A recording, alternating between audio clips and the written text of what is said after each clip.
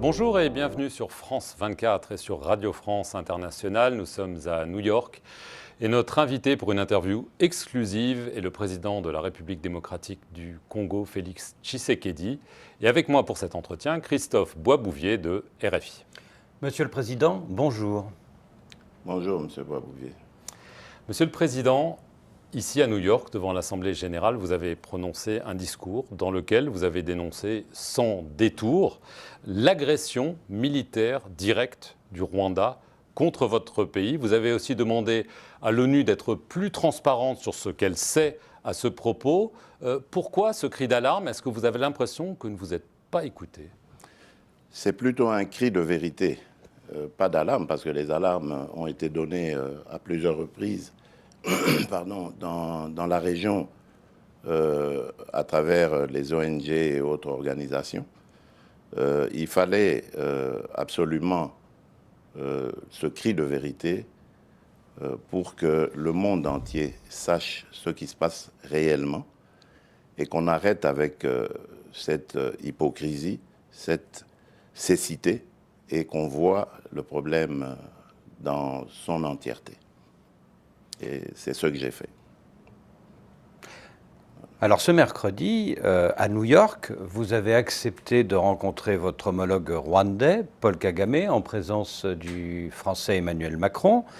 Vous étiez réticent apparemment, mais vous l'avez fait quand même. Le principe d'un retrait des rebelles de Bunagana a été acté, mais on se souvient que la rencontre précédente avec Paul Kagame, c'était à Luanda le 6 juillet, ça n'avait donné aucun résultat. Est-ce que cette fois-ci, vous avez un calendrier pour ce retrait? Bon, d'abord, il faut que je précise par rapport à l'initiative française, vous savez, c'est la France qui préside le Conseil de sécurité en ce moment.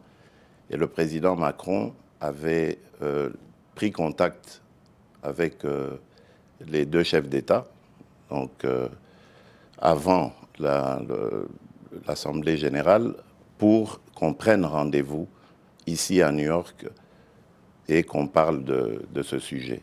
Donc, de ce côté-là, il n'y avait aucune objection de ma part. Et puisque je vous ai dit que mon but ici était de venir lancer un cri de vérité, j'ai continué sur cette même lancée dans cette réunion que nous avons eue autour du président Macron, le but étant d'obtenir, dans un premier temps, le cessez-le-feu et le retrait inconditionnel de Bunagana des M23, mais ensuite de rentrer dans le processus de paix tel que nous l'avons décidé à Nairobi, c'est-à-dire avec la fin totale des violences à l'est de mon pays. Et bon, en termes de calendrier, il n'y a pas vraiment un calendrier précis, mais il dépendra du déploiement de la force régionale qui est en train d'arriver. Le Burundi est déjà là, le Kenya, c'est pour bientôt, et la situation se clarifiera à ce moment-là. Alors, évidemment, la question qui se pose aussi, qui a été abordée lors de cette réunion, ce sont aussi les rebelles hutus rwandais du FDLR. Le Rwanda dit depuis des années, attention, c'est un danger pour nous, c'est une menace pour nous, et en plus, l'armée congolaise laisse faire, voire plus. Est-ce que vous vous êtes engagé sur ce problème, ou est-ce que vous pensez que c'est une fausse excuse du Rwanda? C'est une fausse excuse, mais par rapport à ces accusations, je trouve que le Rwanda est de mauvaise foi et qu'il utilise souvent ce prétexte pour justifier ses incursions en République démocratique du Congo. Depuis que je suis à la tête de mon pays, nous avons rapatrié à 2 reprises des centaines de combattants des FDLR. C'est quand même une preuve de bonne foi. Et aujourd'hui, les FDLR, c'est une force résiduelle qui ne menace plus la sécurité du Rwanda. Vous avez dit. Elle ne menace plus la sécurité du Rwanda, en tout cas. Les FDLR sont plus un problème pour nous, Congolais, que pour les Rwandais. J'en veux pour preuve l'assassinat de l'ambassadeur d'Italie en République démocratique du Congo au mois de janvier de l'année dernière, M. Luca Attanasio, qui avaient été tués par des FDLR, qui sont devenus aujourd'hui des coupeurs de route, des bandits de grand chemin, et qui n'ont plus d'idéologie politique visant à regagner le pouvoir à Kigali. Donc c'est un faux prétexte. La vérité, elle est ailleurs, et c'est ça que le Rwanda doit dire. Voilà. Le Rwanda accuse aussi un certain nombre d'hommes politiques congolais et d'autorités locales de tolérer, voire d'encourager des attaques contre des populations tutsis congolaises.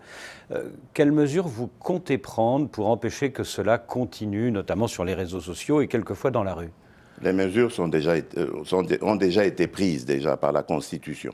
Notre Constitution est très claire là-dessus. Elle condamne de manière claire toute allusion à de la ségrégation, à de la xénophobie, à du tribalisme. Ça n'existe pas dans notre pays en théorie. En pratique, lorsque c'est arrivé, parce qu'il y a eu quelques dérapages dans ce sens. À Kindu, par exemple. Nous avons immédiatement pris des mesures et sanctionné les coupables. Nous ne tolérerons jamais de discours séparatistes, ségrégationnistes, xénophobes contre quelque communauté que ce soit des communautés congolaises ou étrangères vivant au Congo. Donc, dans le Congo que je dirige, c'est un fléau qui est appelé à être éradiqué. Et quiconque va se faire le chantre de ce genre de discours sera puni et de manière très sévère. Donc de ce côté-là, je ne veux pas qu'il y ait d'ambiguïté. Je l'ai dit d'ailleurs du haut de la tribune des Nations Unies, le Congo n'est pas et ne sera jamais un État génocidaire. Alors, pour contrer les groupes armés qui sévissent dans l'est de la RDC, vous l'avez abordé tout à l'heure, vous avez accepté, avec l'accord de la communauté des États d'Afrique de l'Est, le déploiement d'une force multinationale dans la région. Il n'y aura pas le Rwanda. Oui. Non, oui. Il n'y aura pas le Rwanda, mais il y aura d'autres pays, vous en avez mentionné certains, mais il y aura aussi par exemple l'Ouganda. Et on sait que lorsque l'Ouganda est rentré dans ces régions-là par le passé, elles ont laissé un souvenir, les troupes ougandaises ont laissé un souvenir parfois sanglant. Est-ce que vous ne craignez pas que la population n'accepte pas cela? Oui, c'est possible. Mais il faut dire qu'en ce moment, nous sommes dans des opérations mutuelles avec les forces ougandaises. Donc ça aurait été un petit peu hypocrite de dire que l'Ouganda ne vienne pas, alors que l'Ouganda est déjà présent en République démocratique du Congo et lutte à nos côtés pour neutraliser les ADF. Donc l'Ouganda sera là dans une moindre mesure par rapport au Kenya, au Burundi et à la Tanzanie, par exemple.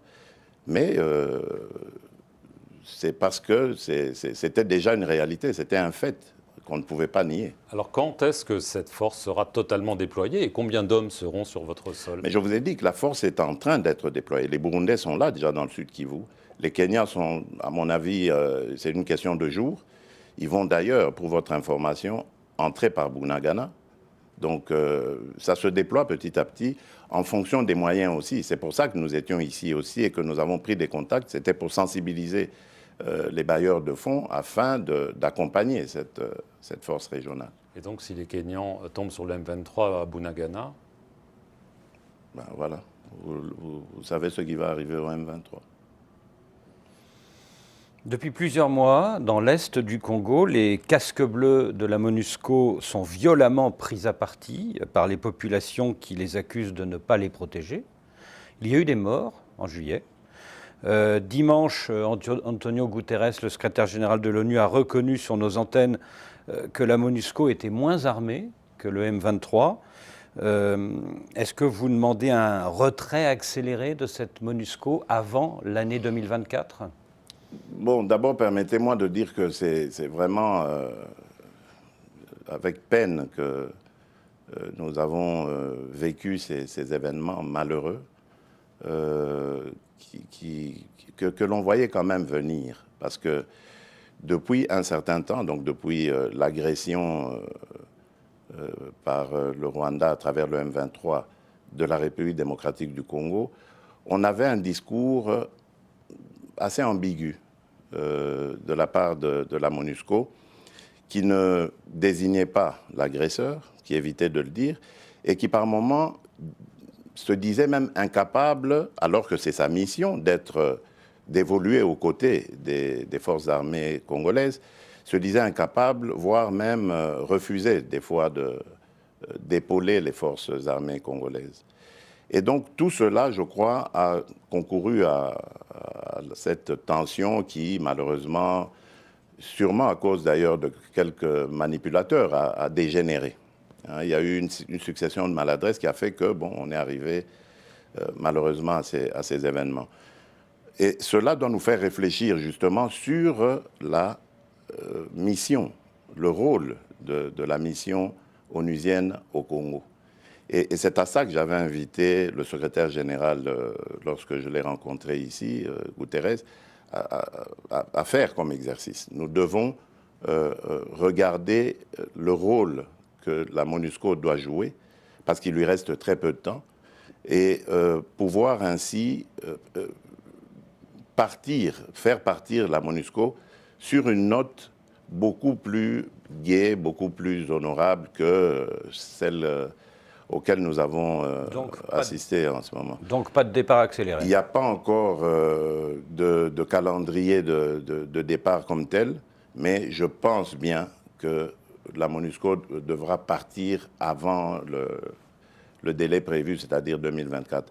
À mon avis, au-delà des élections de décembre 2023, je crois qu'il n'y aura plus de raison que la MONUSCO... Donc la MONUSCO resterait jusqu'à la fin des élections et partirait après. À mon avis. Mais ça, je mentirais si je vous disais que c'est quelque chose qui a été convenu. Il n'y a pas encore eu de discussion sur la question. Mais je crois que de part et d'autre, on a compris qu'il faut réfléchir très sérieusement à la question. Et d'ailleurs, c'est peut-être ici l'occasion de saluer les interventions du Premier ministre belge Alexander De Croo et du président polonais qui ont attiré l'attention de la communauté internationale sur la question congolaise et sur la nécessité de régler le rôle de la mission onusienne en République démocratique du Congo. Et je crois que c'est dans ce sens qu'il faut aller. Alors, on parle de la MONUSCO, on parle d'une force d'intervention régionale. Évidemment, ça pose la question de votre armée, Monsieur le Président, parce que ça n'en souligne que la faiblesse. On sait qu'elle souffre de sous-équipement, on a parlé de corruption, de choses comme ça. C'est quand même un énorme problème et que vous n'avez pas réussi à régler jusqu'à maintenant. Oui, bien sûr. Tout simplement parce qu'on ne règle pas une question comme celle-là en quelques jours, en quelques mois. Il ne faut pas oublier que cette armée, elle est hétéroclite. Elle est composée de plusieurs branches. Il y avait d'abord les anciennes forces armées zaïroises, puis ensuite il y a eu les fameux Kadogo qui sont arrivés avec l'AFDL, puis nous avons eu des rébellions qui se sont conclues par des discussions, des accords. Et ces accords ont mené à des brassages, des mixages. Et tout ça, c'est plusieurs corps en un seul corps. Et ça fait que, bon, il y a des officiers qui continuent à obéir à leurs autorités anciennes, etc. Donc, tout cela, c'est à travailler.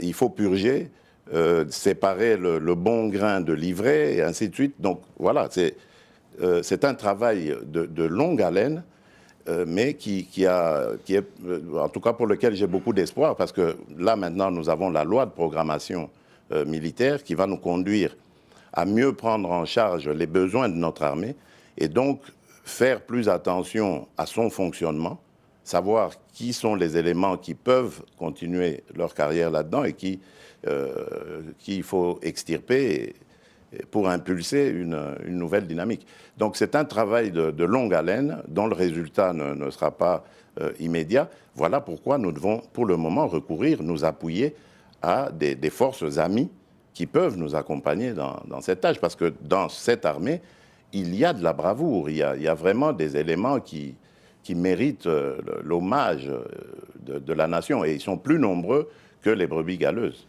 ça je peux vous le dire. Les brebis galeuses, dites-vous, en 6 mois, vous avez mis à l'écart 2 hommes clés de votre dispositif, votre conseiller sécurité François Beya et tout récemment le général Philémon Yave. Tous deux sont soupçonnés d'intelligence avec l'ennemi. S'agit-il d'intelligence avec le Rwanda? François Beya, c'est une autre histoire. D'ailleurs, son procès n'est pas terminé, comme vous le savez, parce qu'il a eu des problèmes de santé et il fallait qu'il aille se faire soigner. Donc c'est pas le Rwanda. Nous restons humains, malgré le besoin de réprimer, de faire dire la justice. Et tandis que le général Yave s'est arrivé pendant mon séjour ici à l'étranger, j'ai cru comprendre qu'il était accusé par certains de ses collègues de les avoir contactés au nom du Rwanda pour qu'ils puissent lever le pied et permettre au M23 de passer aisément et de prendre la ville de Goma. C'est ce que j'ai cru comprendre, mais bon. Les enquêteurs sont à pied d'œuvre pour le moment. J'en saurai plus quand je serai rentré au pays. Donc on parle de trahison, là. Bien sûr. Mais François Beya, ce n'est pas le Rwanda. À mon sens, non. Son procès n'est pas terminé, je vous ai dit. Donc il faut attendre la fin pour je veux repartir à l'est du pays. D'accord. Si ça ne vous dérange pas. Pas du tout. L'état de siège, il a été instauré en mai 2021. Si on regarde bien, les résultats ne semblent pas là. En tout cas, ils se prolongent. Pourquoi? Qu'est-ce que vous attendiez comme résultat? Qu'il y ait moins de violence, que les groupes armés sévissent moins. Ça fait une vingtaine d'années qu'il y a de la violence. Pourquoi est-ce que vous avez, vous, un baromètre comme ça sur lequel vous savez mesurer quand est-ce qu'il y a eu plus ou moins de violence? Non, je ne crois pas. Est-ce que vous avez un premier bilan à nous donner? Ben oui, mais je crois déjà que les groupes mafieux ont été pour la plupart neutralisés. Je crois que vous avez quand même appris que les recettes de ces provinces ont fait un bond en avant. Donc ça veut dire que l'état de siège a eu au moins du bon de ce côté-là, celui de sensibiliser les ressources et donc pouvoir maintenant les injecter dans des programmes de prise en charge de ces groupes armés afin de les désintéresser de cette question, parce qu'il y a aussi le côté pauvreté, chômage et tout ça qui les avait amenés dans ces activités. Il y a en Ituri, par exemple, plusieurs groupes armés mono-ethniques qui se battaient justement pour des raisons ethniques, qui ont fait la paix et qui sont prêts à complètement sortir de ces activités. Donc, il y a une lueur d'espoir, mais évidemment, je ne dis pas que tout est parfait. Ça ne pouvait pas non plus l'être. Moi, je ne me faisais pas d'illusions. On est dans une zone où il y a eu une vingtaine d'années de violence et de mafia et tout ce que vous voulez. Ce n'est pas en un an qu'on allait mettre fin à tous ces fléaux. Mais, et en plus, il y a eu, ça a été interrompu par le M23 qui est arrivé comme un cheveu dans la soupe pour encore compliquer les choses. C'est peut-être lié, non?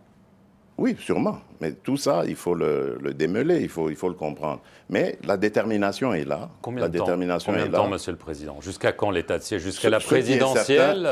Ce qui est certain, c'est qu'on allait déjà faire un premier bilan. Je vous ai parlé du M23 qui est venu comme un cheveu dans la soupe interrompre tout. On allait, avant les vacances parlementaires qui viennent de se terminer maintenant, donc au mois de juin, on avait prévu une table ronde avec les élus, la société civile locale, pour voir ensemble et évaluer vraiment de manière franche la situation de l'état de siège. Malheureusement, on a dû tout interrompre pour faire face d'abord à cette agression. Et je crois que si avec Bunagana ça se résout, on pourra revenir sur ce débat-là et voilà. Ce sera avant la présidentielle quand même? Oui, bien sûr. Il faut pour que les gens sachent. Je vous ai parlé d'élections tout à l'heure quand j'évoquais la MONUSCO, le départ de la MONUSCO. Je crois que les élections seront... En tout cas, moi, je n'ai aucune raison, je ne suis pas à la CENI, mais je rencontre souvent, enfin quelquefois, le président de la CENI, et parce que je veille à ce que l'accompagnement de l'État soit là, surtout au niveau des finances. Et à chaque rencontre que j'ai avec lui, je lui pose toujours la même question, que j'appelle maintenant question traditionnelle, c'est-à-dire est-ce que les élections seront organisées dans les délais? Il m'a dit il n'y aura aucun problème. Donc je n'ai pas de raison de douter de lui, c'est lui l'expert. S'il le dit jusqu'ici, moi mon travail c'est juste de veiller à ce que le ministre des Finances fasse le sien aussi en donnant les ressources nécessaires pour faire avancer le processus. Oui, mais tout de même, donc je pense que ça devrait aller. Oui, mais tout de même, Monsieur le Président, il y a ce rapport du PNUD révélé par Africa Intelligence qui dit que le scénario d'un report est désormais probable. Il y a le fait qu'il n'y a pas de calendrier électoral encore pour l'instant. Faites très attention à ce qui a été publié là. Faites très attention parce qu'il y a eu beaucoup de manipulations. J'ai vérifié auprès des responsables du PNUD eux-mêmes. Ils n'ont pas affirmé cela. Ils m'ont dit très clairement qu'ils n'ont jamais émis d'avis pessimiste. Jamais. Donc ça, c'est une récupération qui est sûrement l'œuvre de nos opposants. Hein. Et aujourd'hui, on sait comment on peut manipuler les médias et tout ça. Donc voilà, c'était ça le but. Mais il n'y a pas de Parce qu'il y a des forces obscures en République démocratique du Congo qui ne veulent pas de ces élections. Si vous voyez ce qui se passe, par exemple, à l'Ouest aujourd'hui, qui ressemble presque comme deux gouttes d'eau aux violences qu'on voit à l'Est. Dans le Maï-Dombé. Ben voilà, donc c'est clair. Mais il n'y a pas de calendrier. Il y a une main noire qui veut saboter. Le calendrier viendra. Ce n'est pas le calendrier qui... On est à plus d'un an encore des élections. C'est pas le calendrier qui va faire les élections. Ce sont les électeurs. Il faut les enrôler. Il faut voilà, c'est ça qui est plus important pour moi. Le calendrier, on peut le faire... en dernier lieu, en dernière minute. Alors, l'opposition... Oui. L'opposition vous accuse d'avoir placé à la tête de la commission électorale, la CENI, et à la tête de la Cour constitutionnelle, des hommes à votre main, et donc de vouloir verrouiller le scrutin et être sûr d'être réélu, parce qu'on sait que vous allez vous représenter. Je trouve que c'est une insulte à l'intelligence de ces deux grands hommes, et je ne suis pas le seul à le dire. Le background de Denis Kadima, par exemple, en termes d'élection, n'est pas... C'était le meilleur, d'ailleurs. Il avait le meilleur profil de tous les candidats présidents. Donc, je ne suis pas le seul à le dire. Et je crois qu'aujourd'hui, cette question est vidée parce que même cette fameuse opposition reconnaît en lui sa valeur. Et tous nos partenaires ont aussi adoubé l'individu, donc il n'y a plus de raison de douter de ça. Quant au président de la Cour constitutionnelle, il a été choisi par ses pairs, ce n'est pas moi. Donc c'est un faux procès que l'on me fait en m'accusant d'avoir placé quelqu'un. D'abord, ce n'était pas mon homme de main, je ne le connaissais pas. Avant qu'il soit président, je ne le connaissais pas du tout.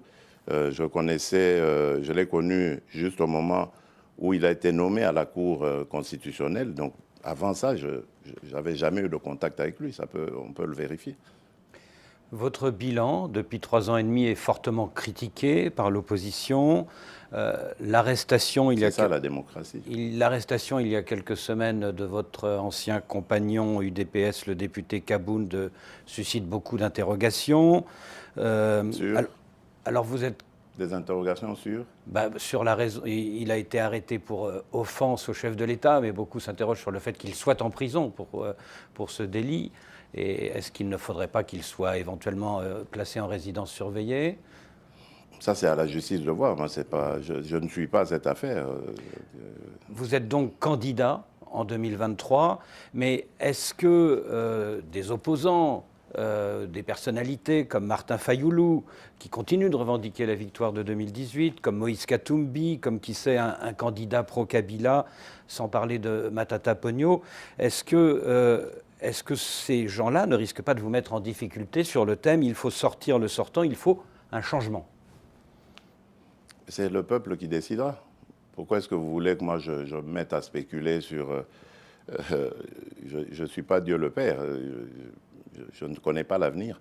Moi, je vis au quotidien et j'écoute mes compatriotes et essaye, dans la mesure du possible, de répondre à leurs besoins, à leurs revendications. Le reste appartient justement à ce peuple. C'est lui qui décidera le moment venu, de qui peut présider à Mais vous sa semblez destinée. confiant, vous pensez que... Moi, je suis très confiant. Mais qu'est-ce qui vous rend confiant, justement, face à toutes ces critiques que vous Mais essayez de la part les réalisations, nous en avons fait énormément. Regardez notre budget, regardez la gratuité de l'éducation. Aujourd'hui, nous sommes à la gratuité de la santé.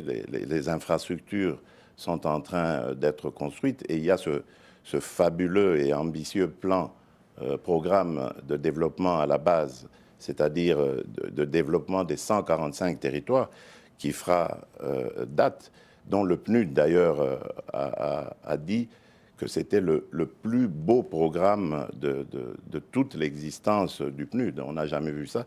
Et il permettra à la République démocratique du Congo d'atteindre 12 des 17 ODD.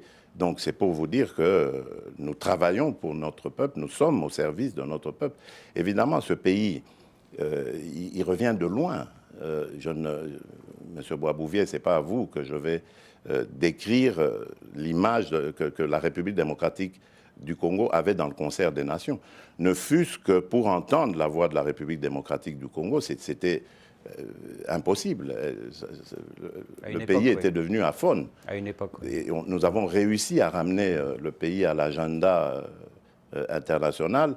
Aujourd'hui, on parle de la RDC, on parle de nous comme pays solution au niveau environnemental. On parle de nous comme pays d'avenir, parce que nous avons une jeunesse formidable, ingénieuse, qui est prête, qui est très dynamique, prête à servir. Il faut simplement encadrer tout cela, et c'est à cela que nous attelons, et nous sommes convaincus que les choses, le moment venu, vont être appréciées par nos compatriotes, et ils nous renouvelleront leur confiance. Donc il n'y a vraiment pas d'inquiétude de ce côté-là. Excusez-moi, j'ai juste une... C'est pour ça que l'opposition a peur d'aller aux élections, d'ailleurs. J'ai juste une petite question sur quelque chose que vous avez dit qui m'a intrigué. Vous avez parlé d'une main noire. Oui, bien sûr. Mais vous parlez quoi? De possibles coups d'État, de déstabilisation? Bien sûr, mais il y a ça. Par des puissances étrangères ou Non, oui et non. Enfin, on est en train d'élucider la question. Les arrestations que vous voyez là, dont on a parlé dans l'armée, ne sont pas le fait du hasard. Il y a réellement une main noire.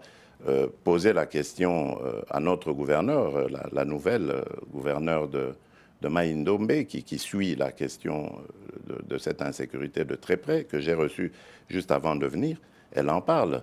Le gouverneur du Kwango aussi, donc ils en parlent.